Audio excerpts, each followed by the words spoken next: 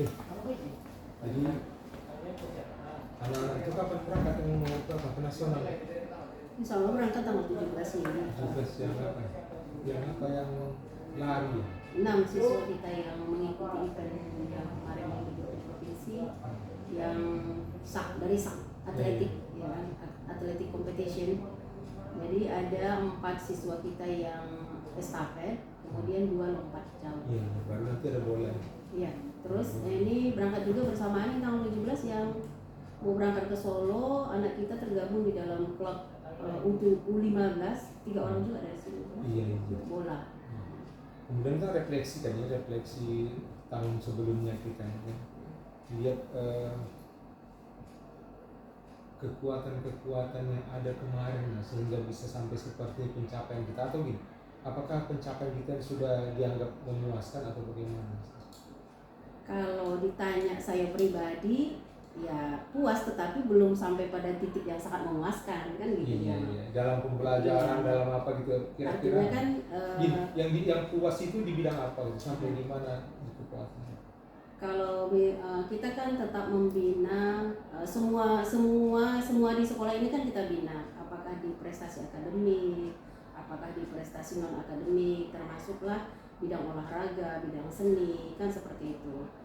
Insya Allah kalau prestasi akademik, misalnya Olimpiade Sains, itu kan kita memang kalau untuk tingkat Kabupaten Asahan kita masih yang terbaik. Padahal inputnya tidak yang terbaik kan?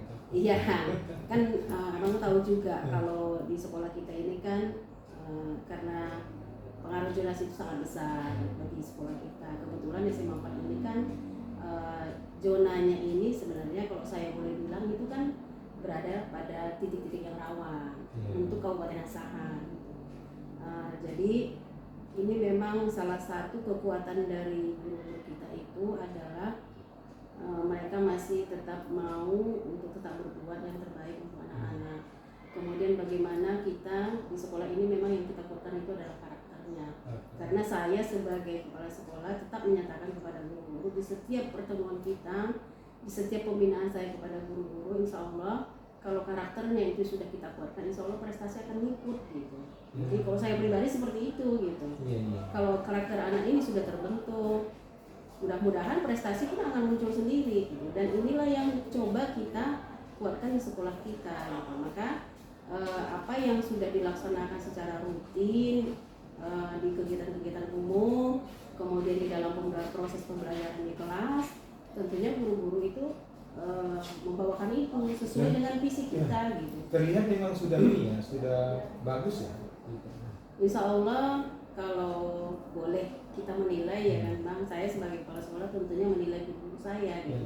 Ini sudah berada lah pada tahapan baik, kan seperti itu. Kemudian mungkin ini tertuang dulu juga dalam tahap pendidikan kita gitu. Alhamdulillah setelah 3 tahun rapot pendidikan itu, pada saat ini semua kita sudah hijau. Ya ada yang masih ada yang kuning, tetapi sudah ada yang hijau, tidak ada yang merah lagi. Dan kita apa ya? Kita bisa mendeteksi apa yang berubah setiap tahun. Iya, setiap tahun dari kalau saya kan setiap tahun kan dari rapor pendidikan kita itu kan di print, kemudian kita pelajari bersama tim. Tim kita ini kan ada terdiri dari penjaminan mutu, kemudian yang di dalamnya itu termasuklah wakil-wakil kepala sekolah, kemudian ada juga guru-guru berbidang di sana. Jadi kita telaah ini. Memang tidak bisa dipungkiri kalau untuk kurikulum merdeka yang memang benar-benar aktif di dalam tim ini adalah komite pembelajaran. Jadi komite pembelajaran inilah yang giat untuk merangkul kawan-kawan yang lain yang 33 orang lain itu gitu. Jadi tahun ini, tahun 2023 ini di raport pendidikan itu apa yang nampak sudah berubah kepada kebaikan?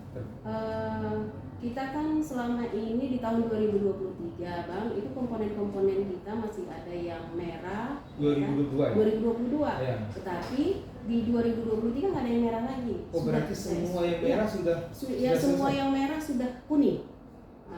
Dan 3 komponen kita sudah hijau. Apa satu misalnya, satu yang tidak, misalnya literasi, numerasi, atau apa? Itu ada nampak sudah? Iya, salah satunya itu literasi numerasi. Apa yang sudah dibuat? yang kami buat kan kemarin kan di literasi itu kan dia berkaitan dengan numerasi ya, kemampuan aljabar dan geometri. Oh itu masih apa? Itu merah kemarin, ya itu merah kemarin. Jadi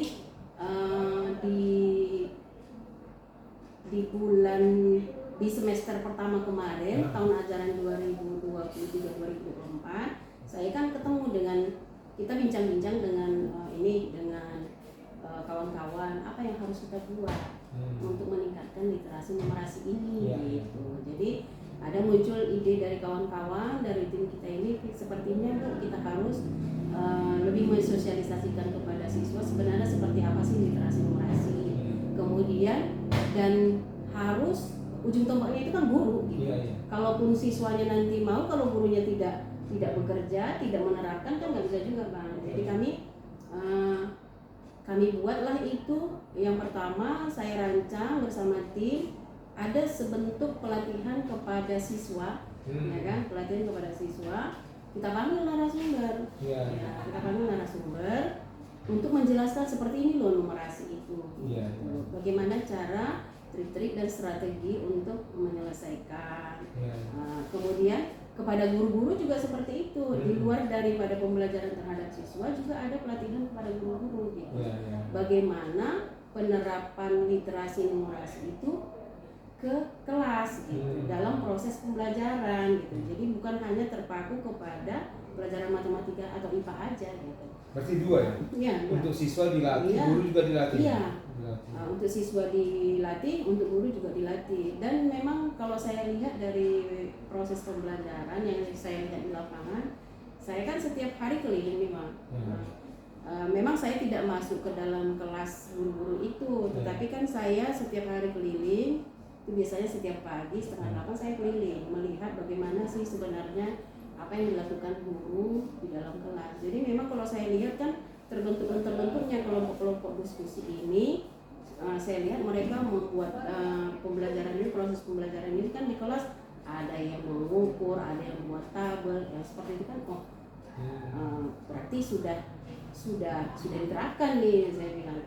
Kemudian kita kan di dalam pertemuan kita rutin kepada guru, kita kan ada rapat bulanan ini Bang. Disitulah kesempatan saya memberikan pembimbingan kepada guru-guru juga gitu. Jadi dengan dasar ini loh apa kita, ini loh tujuan kita, ini yang harus kita lakukan untuk untuk meningkatkan ini gitu. Kita ini kan raport untuk kita gitu, raport pendidikan kita itu kita pampangkan gitu. Oh di apa? Ada di kantor guru. Di kantor guru ada pendidikan. Kita tampilkan. Jadi setiap orang datang dia tahu apa kelemahan kita gitu. Iya, kita tampilkan ini raport kita yang kemarin. Tampilkan mana yang merah. Bapak Ibu cermati yang merah gitu. Dan di-share juga di grup guru. Jadi mereka bisa akses sendiri gitu. Sekarang kan lebih ini Bang. Guru-guru bisa mengakses raport pendidikan sendiri dari akun belajar.id. Nah, itu dia. Jadi bukan hanya nggak bisa. Jadi ketika kita rapat kita pampangkan itu. Ini raport ini. Saya tampilkan itu, Pak. Ini merah, ini. Hitung yang merah. Gitu. Jadi di bidang apa itu yang merah ini? Gitu. Jadi guru-guru itu tahu ini yang harus kita tingkatkan. Berarti memang RKAS pun itu ya. Jadi dasar kita kemarin di bulan November, ya kan, pada saat kita rapat RKAS bersama saya ke komite, saya ke guru-guru, ke tim gitu juga. Raport ini tampilkan. Artinya ini yang lemah maka program akan disesuaikan dengan ini. Jadi itu kegiatan itu akan berlanjut sampai tahun 2023 ini, 2024 ini. Jadi 2024 ini ada apa yang dimasukkan program? Masih tetap. Apa kira-kira yang berbeda dari yang lalu akan dibuat? Jadi untuk ini kan memang pada posisi pada saat ini memang udah hijau, ada peningkatan. Udah kuning. Ya kami kan berharap itu hijau semuanya. Jadi kami akan menguatkan itu gitu. Contohnya apa yang menguatkan literasi dan numerasi. Menguatkan literasi dan numerasi ini gitu. Ini kan fenomenanya sekarang kalau yang kami lihat kan Bang, fenomena siswa kita ini untuk berkaitan dengan literasi membaca ya. Literasi membaca memang niat mereka kuat untuk membaca, tetapi bukan hal yang bermanfaat. Nah, kan seperti itu. Jadi kita berusaha untuk memfasilitasinya, gimana sih supaya niat membaca ini mereka membaca buku baik secara buku yang ada di perpustakaan maupun secara digital kan seperti itu yang tadi. Iya, alhamdulillah kita dapat bantuan nih Bang, baru dapat bantuan kita dari perpustakaan provinsi Sumatera Utara. Itu kan kita memotivasi gitu. Untuk tahu mereka termotivasi gimana? Jadi gini dia, sekarang kan ada program karena kami menguatkan menguatkan literasi membaca ini, tentunya harus ada langkah-langkah yang harus kami buat dan harus reward yang diberikan kepada siswa untuk melihat ini. Yang pertama, kita memang kita sinkronkan program sekolah dengan program OSIS.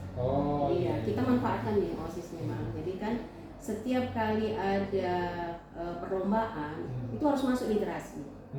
Misalnya catat itu ya, berarti itu satu resensi buku, lomba baca puisi, lomba melukis gitu dia. Itu literasi, termasuk literasi membaca itu semua gitu. Jadi itu untuk cara kami untuk memberikan reward kepada siswa.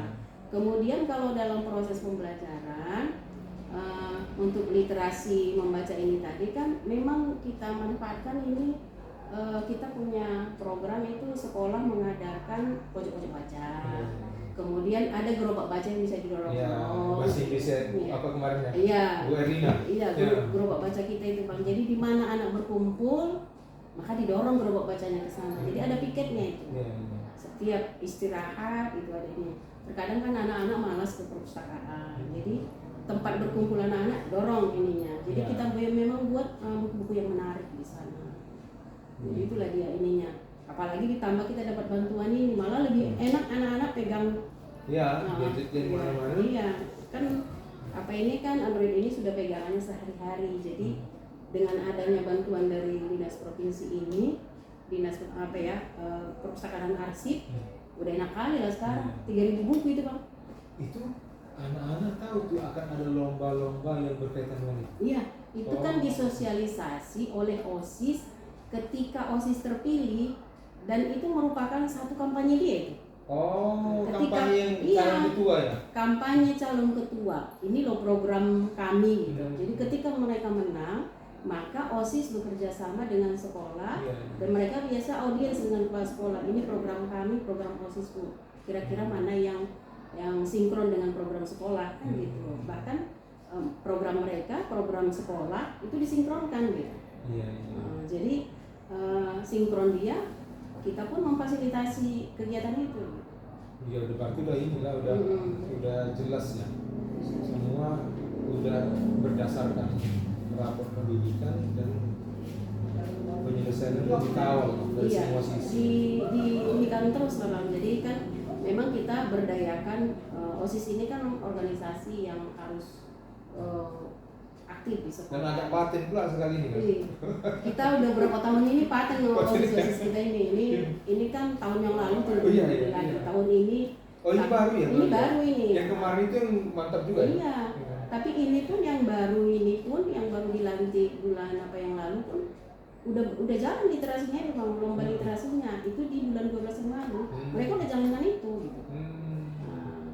Jadi nanti untuk rencananya untuk yang numerasi memang ada juga program mereka. Jadi nanti akan membuat lomba Olimpiade Sains di sekolah kita gitu. Khusus ngundang yang lain ya? Iya, ngundang sekolah-sekolah se-Kabupaten Asahan. Bahkan katanya mau ikutan juga sama Kota Baru gabung. Makanya sekarang mereka lagi konsep. Orang-orang hebat di luar kota kan datang di luar kota kita datang kemari. Itu loh yang mesti difasilitasi kan seperti itu. Jadi memang alhamdulillah lah anak kita ini kita fasilitasi. Udah tuh gini, kan nggak ada yang sempurna kan dalam kehidupan. Kira-kira di sekolah kita ini apa sih yang terlihat harus diperbaiki? Kalau berkaitan dengan digitalisasi, itu salah satu kelemahan kita memang di digitalisasi. tidak bisa maksudnya kelemahan itu dalam hal apa kan gitu. Kalau kelemahan kan ada standar yang mau dicapai. Iya. Kita sekarang di sini gitu. Nah, kira-kira apa yang mau dicapai? Jadi kita kan inginnya proses pembelajaran di kelas itu kan udah bisa pakai link munculkan ini iya, yang ini kemudian gurunya presentasinya mantap gitu kan. Jadi kan maunya seperti itu gitu kan, istilahnya gunakanlah digitalisasi itu gitu. Nah, jadi ada beberapa guru kita memang yang karena faktor U-nya sebenarnya, karena faktor U lemah di situ gitu. Ada bang macam tadi Sino kan semangat tapi ya udah mau pensiun gitu. Iya, itu dia. Jadi